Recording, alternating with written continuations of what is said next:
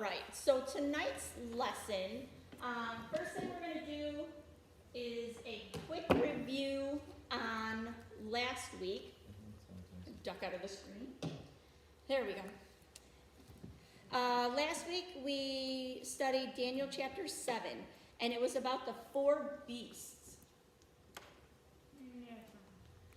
So, we said that the 4 beasts in Daniel's vision came up out of the sea, and we learned that the sea wasn't actually water. What that meant is that the 4 beasts represent people, either single people or groups of people, and that the sea means that they came from the people, from the nations of the earth. So the lion in number 1, he symbolizes the Neo-Babylonian Empire, and he also may reflect Nebuchadnezzar's humbling experience, because we learned a little bit about what he stood for. The second one, the bear, represents the Medo-Persian Empire. And one side, you see how one shoulder is raised higher than the other? That was showing the representation that the Persians actually had a higher status than the Medes in that empire. And the ribs in its mouth were, he was given free rein to devour nations, and that those 3 ribs may represent Lydia, Babylon, and Egypt. The leopard, he originally came out of the sea with 1 head, then you saw 4 heads, and that represents Alexander the Great. Leopards represent power and speed, and Alexander the Great in less than 13 years amassed the largest empire in the ancient world. The 4 heads, because it was Alexander and then 4 heads, his empire was then divided due to his untimely death into 4 divisions, which were 4 leaders in his army then took over his empire.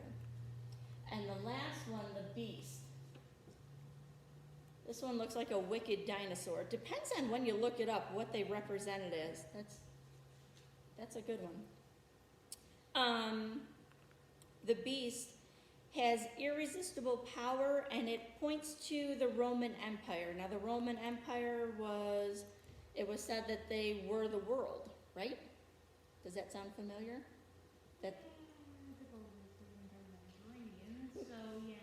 In their world, they were the world. The 10 horns are the same as the 10 toes on the statue that Nebuchadnezzar dreamt about. And 10 doesn't mean an actual 10. It's just a number that generally shows the beast's sphere of authority, that he had a wide range, a big sphere, just represented a large number. And then, yep, right in the center of the head, there's a little horn. Do you see that up towards the crown? The little horn. And that little horn refers to the Antichrist. So we covered a lot of stuff last time. That was one of Daniel's visions. Now, Daniel has another vision. So Daniel chapter 8. Daniel's vision of a ram and a goat. Something looks a little different about him though, doesn't it? Unicorn. Yeah, do you see that unicorn horn? Yeah. All right. So,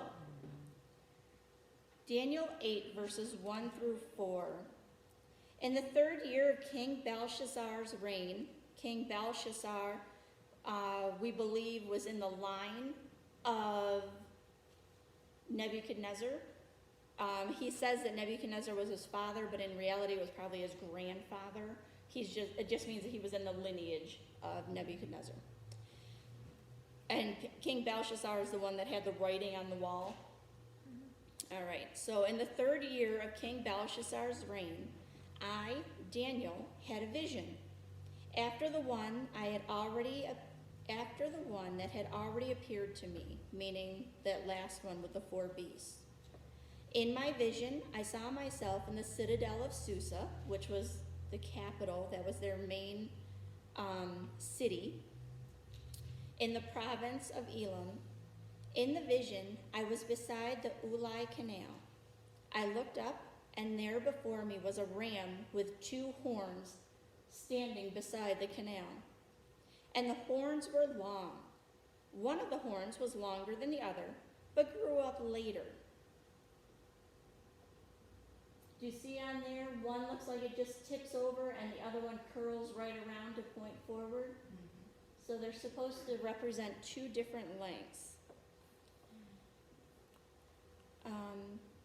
I watched the ram as he charged toward the west and the north and the south. No animal could stand against him, and none could rescue from his power. He did as he pleased and became great. I think that one was better. All right. So, the ram symbolizes the Medo-Persian Empire. One horn is longer to show the predominant power of Persia, just like the bear in the last vision. All right, now we go to the goat, verses 5 through 8. As I was thinking about this, suddenly a goat with a prominent horn between his eyes, came from the west, crossing the whole earth without touching the ground. Do you see how he's not? The ram is standing on the ground. The goat looks like he's flying across something. He came toward the 2-horned ram I had seen standing beside the canal and charged at him in great rage. I saw him attack the ram furiously, striking the ram and shattering his 2 horns. The ram was powerless to stand against him. The goat knocked him to the ground and trampled on him, and none could rescue the ram from his power. The goat became very great, but at the height of his power, his large horn was broken off, and in its place, 4 prominent horns grew up toward the 4 winds of heaven. Does that sound familiar? Yeah. Who does it sound like? Sounds like that horn thing that we did last time. Does it sound a little like the leopard came across at great speed? The goat represents Alexander the Great, which was the 4-headed leopard in the last vision. When his horn broke, it then grew into 4. All right. Now something changes, and I couldn't get a good picture of this one. 9 through 12. Out of one of the 4 horns, the 4 small ones, out of one of them came another horn, which started small, but grew in power to the south and to the east and toward the beautiful land. Does that sound, has anyone ever heard that before, the beautiful land? No? All right. It grew until it reached the host of the heavens, and it threw some of the starry hosts down to the earth, and it trampled on them. It set itself up to be as great as the prince of the host. It took away the daily sacrifice from him, and the place of his sanctuary was brought low. Because of rebellion, the hosts of the saints and the daily sacrifice were given over to it. It prospered in everything it did, and truth was thrown to the ground. Does that sound familiar? Small horn. It started small, and it grew. Yeah, I said that earlier about when you did the 4 horns. Oh, yeah, that horn thing. So it started small. A lot of this points towards when they go through Jewish history, the sound of this horn, of what this horn did, sounds a lot like Antiochus Epiphanes. He actually gave himself that name. He was not named that at birth. And he was determined to destroy the Jewish faith. The beautiful land here is Israel. That's another word, another name for Israel. Yeah, I just know this is the Holy Land. That's Jerusalem. Israel's a people. Oh, okay. but they were also, they did have land. They had a lot of land. Remember the 12 tribes, Genesis, we went over that, not Genesis, Exodus, where they came across and they were given, they divvied it up among the 12 tribes and stuff. So they did actually at one point have a lot of land, and then they kept getting conquered because they kept ignoring God and doing everything they weren't supposed to do. So he, slowly a lot of their land was taken over and they didn't get it back. But Israel, another name for Israel, is the beautiful land, because they are a people and they do have a land. All right, at this time. Antiochus Epiphanes, he actually took on that name, Antiochus the Fourth, but he added the Epiphanes because he felt in his own mind, in his view of himself, was that he was as close to God on earth as anyone was ever going to see. All right? So here it starts out, the small horn starts out as pointing towards Antiochus the Fourth Epiphanes. So 8, 13, and 14. Then I heard a holy one speaking, and another holy one said to him, before that, I wanted to go back to this prince, this horn, said that he trampled on everything around him, set itself up to be as great as the prince of the host. Who do you think that is? It took away the daily sacrifice from him, and brought his place, his sanctuary was brought low. What do you think that refers to? Who do you think that refers to? Nothing? Okay. Refers to God. One of the things that we talked about in chapter 7 is the Antichrist. When the Antichrist finally emerges, one of the things he's going to do is get rid of sacrifices to the Lord, and you will only be allowed to sacrifice to him, because he will call himself God on earth. And that's what this is pointing towards. This is saying that the sanctuary is going to be taken over, and then ultimately what he wants to do is destroy everything. And that in the beginning, it seems like this Antichrist prospers in everything it does, and that truth is thrown to the ground. Things will be twisted, and things will be turned, and he will seem like, some of that sounds right. You know, what he says, and part of why he's going to be able to take over when he does, as he does, is that some of what he says is actually going to sound kind of right. And that's where he gets you. Yeah. Just like the devil in the garden. That's just what the serpent did when he was talking with Eve. Some of it sounded okay. So we're on 13 and 14. All right.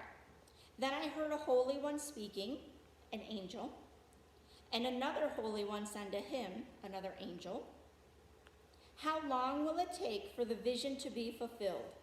The vision concerning the daily sacrifice, the rebellion that causes desolation, and the surrender of the sanctuary and of the host that will be trampled underfoot. He said to me, it will take 2,300 evenings and mornings, then the sanctuary will be reconsecrated. Sounds like a long time. It does sound like a long time. How long is a year? 365. Right.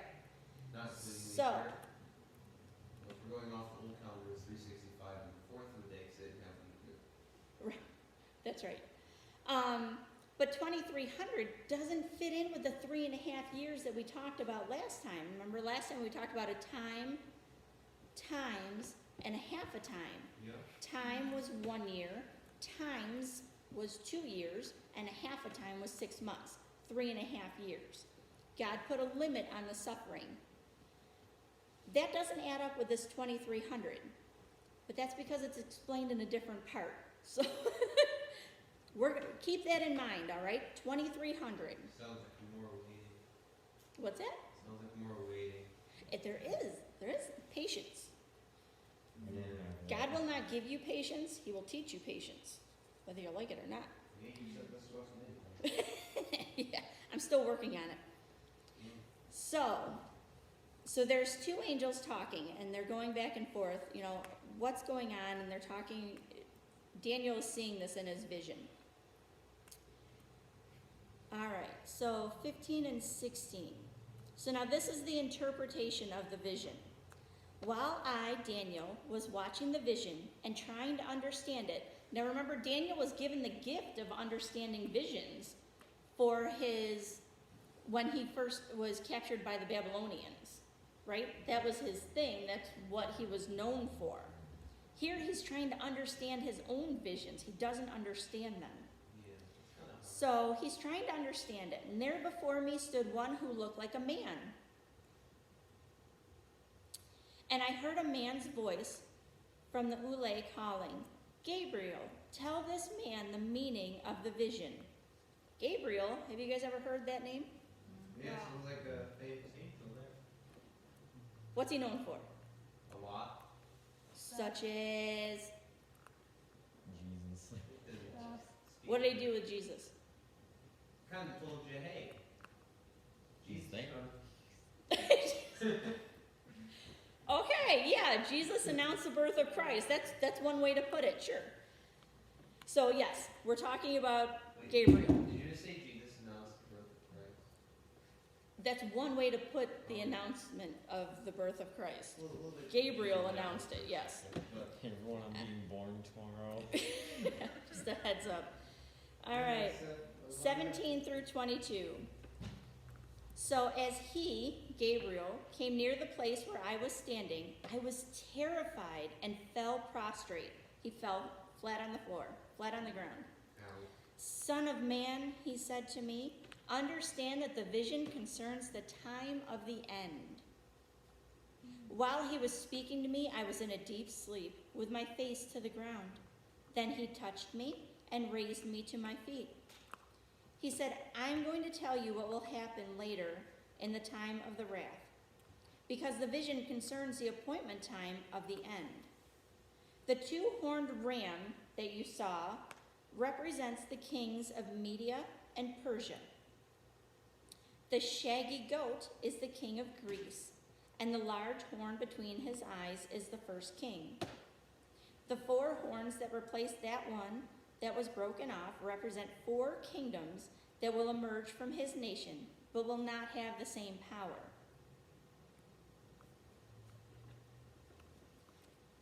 So they tell you the Medes and the Persians and the king of Greece, Alexander the Great, the 4 horns, which were the leaders of his army. And this says that Alexander was born in 356 BC. Daniel wrote this in about the 6th century BC, several hundred years before Alexander was born, before Greece was a power. Greece wasn't even in the picture at this point, okay? This wasn't anything that immediately concerned them. They had the Medes and the Persians and stuff that were concerning Daniel at this time. That was the big thing around them. So he's letting them know that at some point, Daniel didn't know when, there would be one from Greece that would rise up. And then when he's killed, 4 will rise in his place, but they won't be as strong. All right. 23 through 25. In the latter part of their reign, of the 4, when they're reigning, when rebels have become a completely wicked, a stern-faced king, a master of intrigue will arise. He will become very strong, but not by his own power. He will cause astounding devastation and will succeed in whatever he does. He will destroy the mighty men and the holy people. He will cause deceit to prosper, and he will consider himself superior. When they feel secure, he will destroy many and take his stand against the prince of princes. Yet he will be destroyed, but not by human power. So this, it says, refers to Antiochus IV. He was not the true successor to the throne. He was called a madman and called himself Antiochus because he believed he was a manifestation of God, a God on earth. And he would take his stand against God and would be destroyed by God. Why would you stand against him? Just work with him. I mean, God. Not what this is about. No, that sounds logical, doesn't it? Yeah. But if you believe that you are God manifest on earth, then you believe there's nothing above you. You have complete control. You have the ultimate power. There's always something above you. He was also called a madman. Oh my God. And the way he got the throne was by killing others, taking out small children that were in line for the throne, and then he, while things were kind of in confusion, he charms his way in. Again, his words, some people are going, it doesn't sound that bad.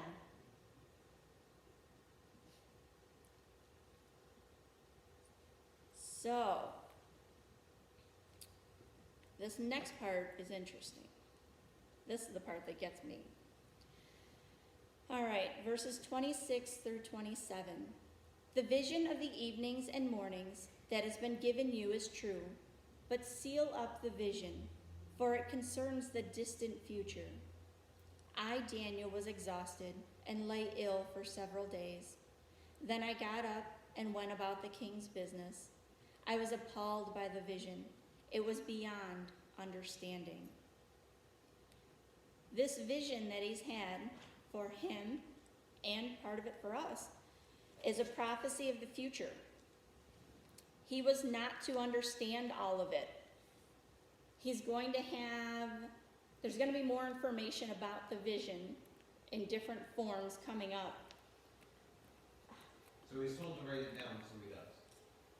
He's not told, he's told to write it down and seal it up because it doesn't concern him and it doesn't concern where he lives and what he's doing right now. But it was to be written down for future generations that would then be able to look at it and better understand it. And that is another part of a vision that comes up later that the studies I did are really interesting. This is an amazing book. Future, right? Still refers to the future. Still pretty scary. Any of this coincide with Revelation? Any of these? The wrath, here it just mentions the wrath. Revelation gets into more detail about the wrath, about those coming days. The Revelation gives you more detail on those 3.5 years and then what to expect afterwards. If you look in Revelation, you may even see a reference to what the 2300 really adds up to because it's longer than 3 years. And there's actually a time before and a time after that are included in that 2300. There's things that are going to point to it. Some people say that that's what we're in now with everything going on, especially this year, but they say that often, whenever there's anything big happening. I remember hearing about it at the time I wasn't a Christian, but hearing about it with Desert Storm, because we were so close to Israel being in Iran and Iraq and everything going on over there. And you heard people talk about, is this the end times? Is this what's starting? I don't know. I don't know that. One of the things that this does say in these visions is that the Antichrist, when the Antichrist first emerges, may not be just one person. It may actually be a group of people. So reading some of these commentaries and looking at some of the things I've looked up and tried to get different versions, just so that what do they have in common kind of thing.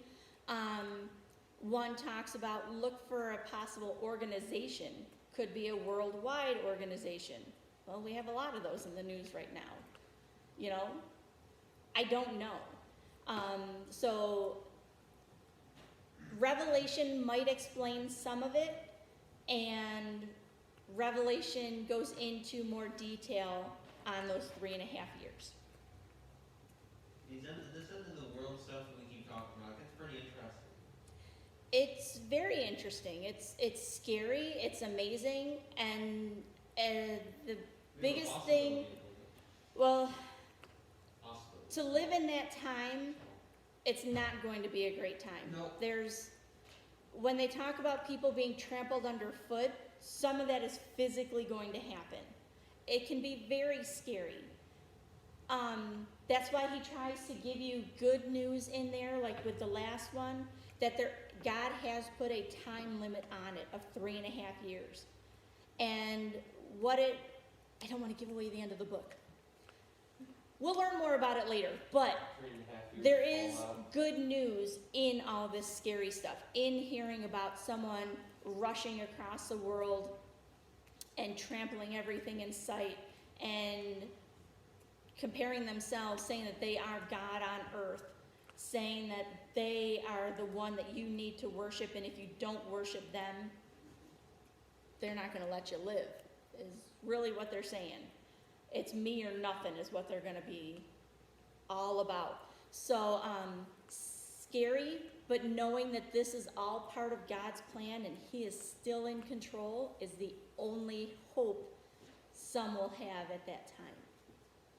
And if you don't know God, if you don't have that faith, that base of knowing that he is in control and that this is all part of his plan, I don't know how you survive.